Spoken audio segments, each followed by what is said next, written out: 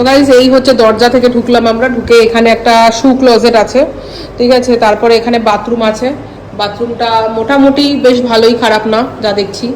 তো এই হচ্ছে টেবিল, ঠিক আছে, ওয়াকিং টেবিল, দুটো চেয়ারও রয়েছে, এখানে আলমিরা রয়েছে এরকম, বেশ স্পেসাস আছে, বেশ অনেকটাই জায়গা আছে, আলমিরা। আর এই হচ্ছে রুমটা, মোটামুটি এখানে বেড, যেখানে আমাদের লাগেজপত্র ডাম্প করে রেখেছি আমরা মোটামুটি, এই রাজের ব্যাগ আর এই আমার ব্যাগ। আর এখান থেকে অনেকগুলো কিছু খালি করে আমাদের এটাও শর্ট আউট করতে হবে, খালি করতে হবে ব্যাগগুলো, অনেক কিছু খালি করে হালকা ব্যাগ নিয়ে যেতে হবে। তো এই হচ্ছে ব্যাপার। তো রাজে বসে আছে, এই যে বেডটা, রুমটা অনেকটাই বড়, নো ডাউট অনেকটা বড়। আমার মনে হয় যে এই রুমটা যদি অনেকে মিলে ইউজ করে তার ক্ষেত্রে 1500 টাকা হয়তো দিতে অসুবিধা হওয়ার কথা নয় সেক্ষেত্রে। তো যাই হোক, এবার কথাটা হচ্ছে যে এই এসিও আছে, এসি তুমি ইউজ করতে পারবে, তবে একটাই সমস্যা, যতক্ষণ পাওয়ার আছে ততক্ষণ এসি ইউজ করতে পারবে, আদারওয়াইজ এসি চলবে না, কারণ জেনারেটরে এসি চলে না, এটা বলে দিল আমাদের। আর আরেকটা পজিটিভ পয়েন্ট হচ্ছে এখানে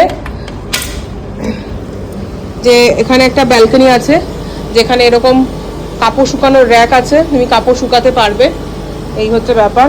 আর এখান থেকে ভিউটা কিছুটা এরকম, এই যে দেখতে পাচ্ছ কত লোক বাইরে বসে আছে, দেখো তোমাদের একটু জুম করে দেখাই আমি, অনেক লোক বাইরে বসে আছে, এরা কিন্তু সব রুমের খোঁজেই আছে, কিন্তু বারবার করে বলছি এরা রুমের খোঁজেই আছে, এই যে রুম, ঠিক আছে, এটা রুমের খোঁজেই আছে।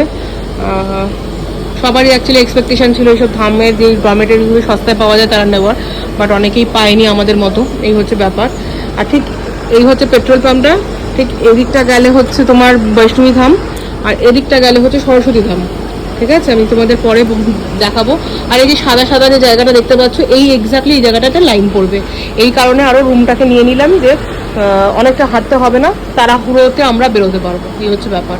এইটা এই পর্যন্ত রাখছি আপাতত, ঠিক আছে। আচ্ছা, আরেকটা জিনিস তোমাদের দেখাই, আমি দেখালাম যখন মনের চোখে পড়লো, এই ঘড়িটা বোন গিফট করেছে আমাকে, রাজুর এরকম একটা ঘড়ি আছে, এই যে তো যাই হোক, ব্যাপারটা হচ্ছে অনেক কিছু ম্যাচিং হয়ে গেছে। আসার সময় অরেঞ্জ কালারের আমি অরেঞ্জ কালারের এই ড্রেসটা মোটামুটি পরশুদিন রাত থেকে রয়েছি, এখন ফ্রেশ না হলেই নয়, এখন ফ্রেশ হতেই হবে, আর কিচ্ছু করার নেই, কারণ আর পাওয়া যাচ্ছে না। স্নান করবো ভালো মতো, স্নান করে করবো আর কি, এখান থেকে বেরোবো। তো দেখা যাক কি করি না করি, তোমাদের সব জানাবো আস্তে আস্তে।